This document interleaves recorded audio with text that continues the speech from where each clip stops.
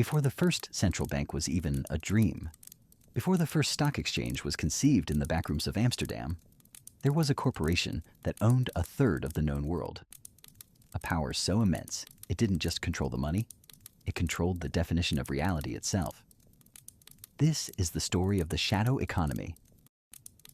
It had no CEO, no shareholders, and no physical headquarters. Yet its orders were absolute, and its reach was borderless. While kings were fighting over scraps of mud, this organization was operating on a scale that modern billionaires would envy. It paid zero taxes, yet it collected a mandatory 10% cut of every harvest, every salary, and every single soul across the continent. You've been told the Middle Ages were a primitive era of knights and dirt. That is a sanitized lie. The kings were nothing more than branch managers, middle management, for a board of directors that sat in the heart of Rome. This was a system so advanced. It pioneered the subscription model 500 years before Silicon Valley was a map point. It perfected the offshore tax haven while your ancestors were still learning to use a plow. We aren't talking about a church. We're talking about the world's first truly global conglomerate. We are going deep into the sealed ledgers to see how they bypassed the most dangerous financial law of the era, usury. You see, in the eyes of the divine, charging interest on a loan was a one-way ticket to eternal damnation. It was a mortal sin. But when you are the ones who hold the keys to heaven, laws are just suggestions. By rebranding interest as administrative fees or risk management, they turned the forbidden into the foundational. Stop and think about the sheer logistics involved here. How does a priest in a rain-soaked village in northern England funnel a tithe of gold to a vault in central Italy without a single highwayman or rival lord catching the scent? In an age of mud and horses, the Vatican was running at light speed. They didn't move the gold. That was for amateurs. They moved the information. They built the world's first encrypted ledger system, a decentralized network of trust that made the old Roman roads look like primitive dirt paths. If you deposited gold in London, you received a coded parchment. You could walk across a war-torn continent, penniless and rags, and withdraw that exact value in Rome just by showing a specific ink seal. This wasn't just banking. It was a financial ghost network. But the most brilliant part of the scam, it wasn't the way they moved the money. It was the way they enforced the debt. In modern business, if you default on a loan, you lose your house, you lose your credit score. But in the shadow economy of the 14th century, hostile takeover didn't involve a courtroom or a team of lawyers. It involved the removal of your very existence from the human record. Imagine a world where your bank doesn't just take your car. It takes your right to be buried in the ground. It takes your right to speak to your neighbors. It takes the legal personhood of your entire bloodline. This was the power of excommunication, the ultimate debt collection tool. The shadow economy didn't just want your gold. It wanted your total compliance. And for centuries, they got it.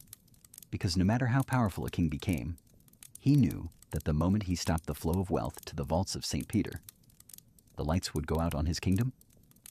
And you are about to see exactly what happened to the men who tried to break the system. Because the punishment for a failed audit was something much more permanent. Before we follow the gold any further, I'm Marcus, and you're watching Vellum and Void. We don't just look at what happened, we look at why it happened. If you're the kind of person who wants to see the gears behind the machine, join us by hitting subscribe. It's the only way to ensure you're here for the next briefing. The year is 1118. While the rest of the world was fighting for dirt, 9 men in Jerusalem were building the world's first multinational financial fortress. They were the Poor Knights of Christ, better known to history as the Knights Templar. But don't let the white tunics and red crosses fool you. The Templars weren't just warriors. They were the offshore accountants of the medieval world. You see, the Vatican had a problem. They had thousands of noblemen wanting to travel to the Holy Land, but carrying trunks of gold through thousands of miles of bandit territory was a suicide mission. The church needed a way to move wealth without moving the metal. Enter the letter of credit. It was a stroke of genius that would make a modern hedge fund manager weep. A knight would walk into a Templar preceptory in London, hand over his gold, and receive a scrap of parchment in return. This wasn't just paper, it was encrypted, using a complex cipher that only other Templar masters could decode. That paper was useless to a thief, but worth a fortune at the other end of the world. This was the birth of the international wire transfer. By the mid-12th century, the Templars had become the bank for the entire European elite. They owned a fleet of ships. They owned the island of Cyprus. And they were lending money to the kings of France and England to fund their wars. But wait, didn't we say interest was a mortal sin? This is where the shadow economy gets creative. The Templars didn't charge interest. That would be illegal. Instead, they utilized a loophole known as contractum trinius. They would buy a piece of land from a noble at a discounted price and rent it back to him at a premium. On the books, it was a real estate transaction. In reality, it was a high-interest payday loan wrapped in a religious blessing. They were effectively laundering the sin of usury through the sanctity of the Crusades. As the gold piled up in the vaults of Paris and London, the Templars became more powerful than the nations they served. They were a state within a state, an army that answered only to the Pope. They were the enforcement arm of the shadow economy, the black ops of the Vatican's balance sheet. But when you owe your bank more money than your entire kingdom is worth, you have two choices. You can pay the debt, or you can burn the bank. In 1307, King Philip IV of France realized he was bankrupt. The Templars held his markers, they held his land, and they were preparing to audit his accounts. What happened next was the most brutal liquidation in human history. On Friday the 13th, the order went out. Arrest them all, seize the records, burn the evidence. But as the smoke cleared over the Templar ruins, the Vatican realized something terrifying. The gold was gone. The ledgers showed the wealth existed, but the vaults were empty. The shadow economy had just executed its first exit scam. The gold was gone, but the shadow economy was only getting started. While the French king was busy chasing shadows and empty vaults, the Vatican was engineering the ultimate financial pivot. They realized that physical assets like gold and land were dangerous. They could be seized, they could be taxed, and they were finite.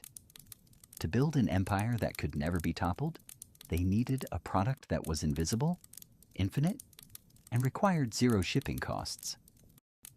They found it in the Treasury of Merit. This wasn't a physical vault.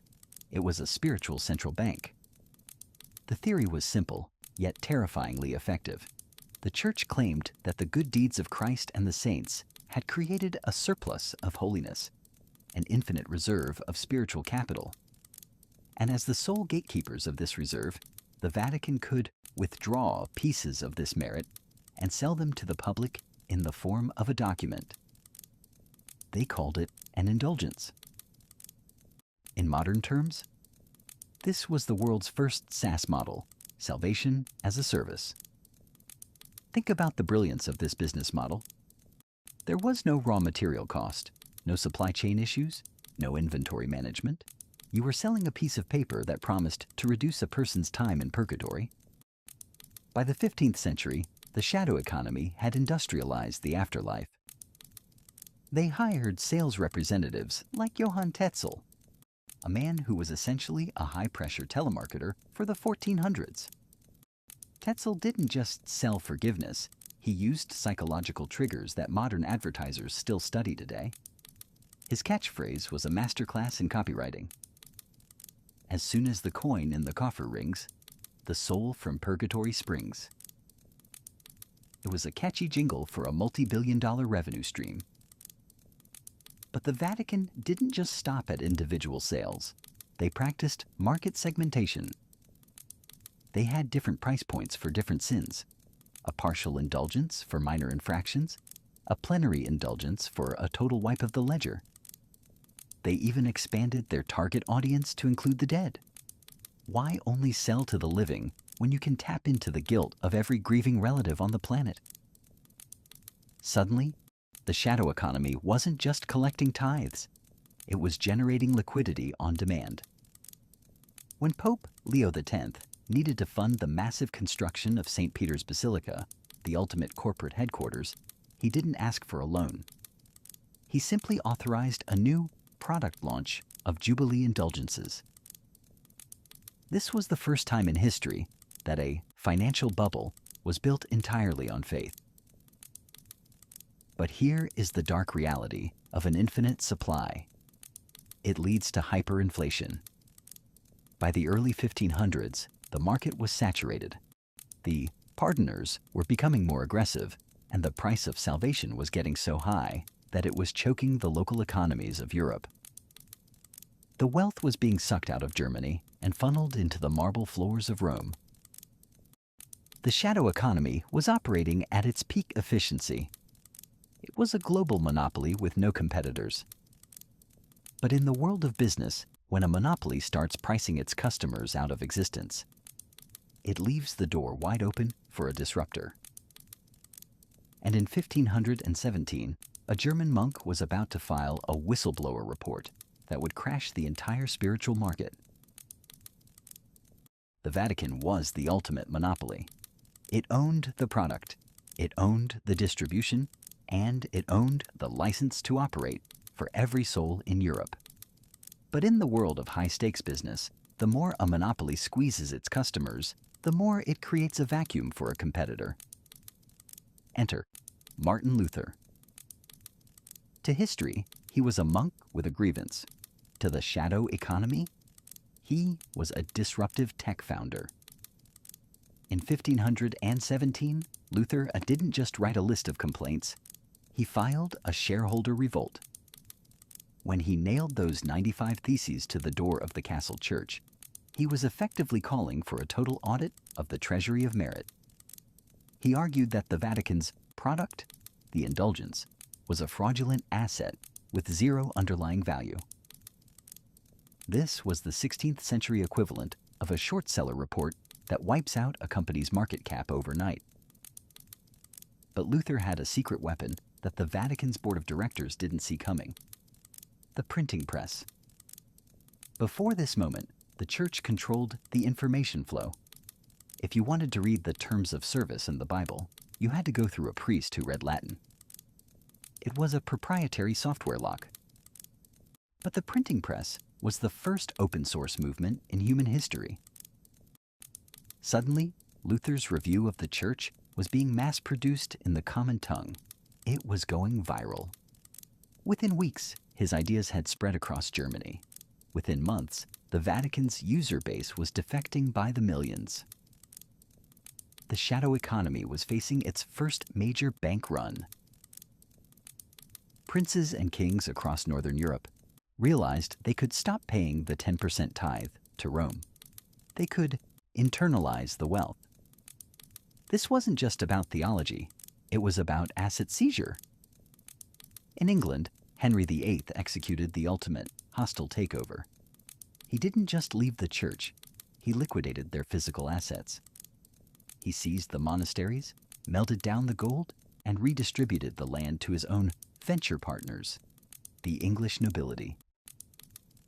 The Vatican's global conglomerate was being carved up in a series of regional acquisitions. But the board of directors in Rome didn't get to the top by surrendering. They realized they couldn't win back the market with their old product. They needed a rebrand. They needed a counter-reformation, an aggressive marketing campaign, and a tightening of internal corporate governance. They formed the Jesuits, the elite management consultants of the Catholic Church. Their mission? To regain market share in the New World. While Europe was breaking apart, the Vatican was looking at emerging markets in the Americas and Asia. The competition for the human soul had turned into a global trade war. But as the blood flowed across the battlefields of the 30 Years' War, a new player was rising from the shadows. A player that didn't care about heaven or hell. A player that only cared about the math. The shadow economy was about to face a threat even more powerful than Martin Luther: the rise of the mercantile state. By the late 1600s, the world was changing. The old faith-based economy was being disrupted by something cold, calculating, and undeniably efficient: the mercantile state. But if you think the Vatican simply closed its ledgers and walked away, you don't understand how power works. When a massive corporation faces a total market collapse, it doesn't just disappear, it diversifies. The shadow economy realized that fear of God was no longer the primary driver of global capital. The new driver was debt, specifically sovereign debt. Kings no longer needed the Pope's blessing to rule, but they desperately needed his gold to fund their increasingly expensive wars. This was the birth of the Vatican's private equity phase. Rome transitioned from being a product manufacturer, selling indulgences, to being a high-level asset manager. They began funneling their vast hidden reserves into the very things that were supposed to replace them: the East India companies, the fledgling central banks, and the massive real estate portfolios of the New World. They weren't just the church anymore. They were the shadow partners in the rise of globalism. Think about the irony. The same organization that had spent centuries banning the sin of usury was now the world's largest silent lender. They had mastered the art of financial layering long before modern money laundering was even a concept.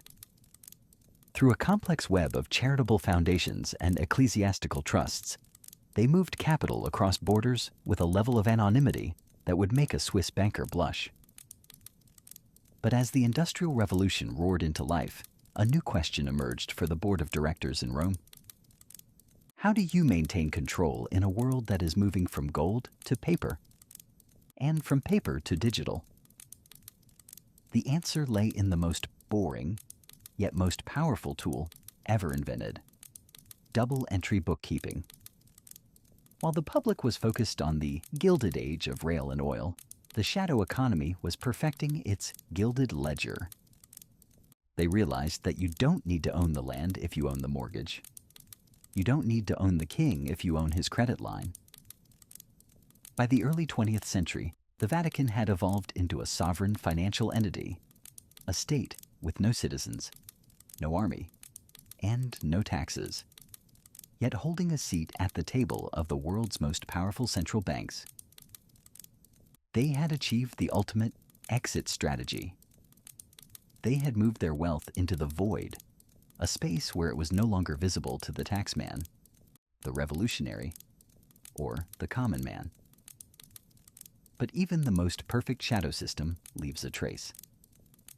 And as we enter the era of big data and blockchain transparency, the sealed ledgers are starting to leak. We are living in the aftermath of a 600-year-old heist.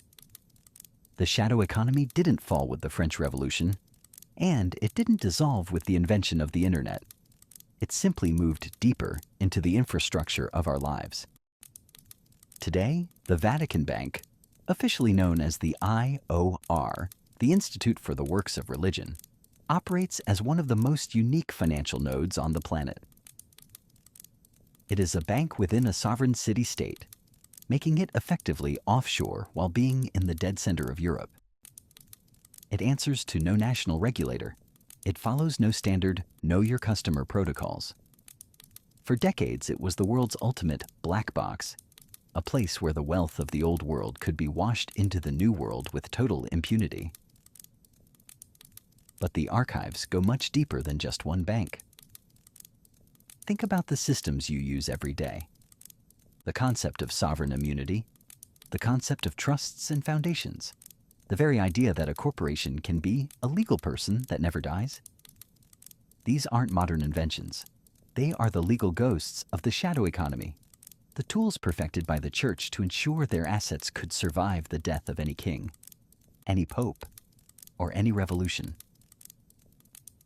When you look at the modern global financial web, the tax havens in the Cayman Islands, the dark pools of the New York Stock Exchange, the complex special purpose vehicles used by the top 1%, you aren't looking at innovation. You are looking at the legacy. The shadow economy taught the world that you don't need to own the gold. You just need to own the ledger. And now we are entering the final transition. As the world moves towards central bank digital currencies, CBDCs, and programmable money, we are seeing the Treasury of Merit reborn in digital form. A system where your social credit can be audited in real time. A system where your license to operate can be revoked with a single line of code.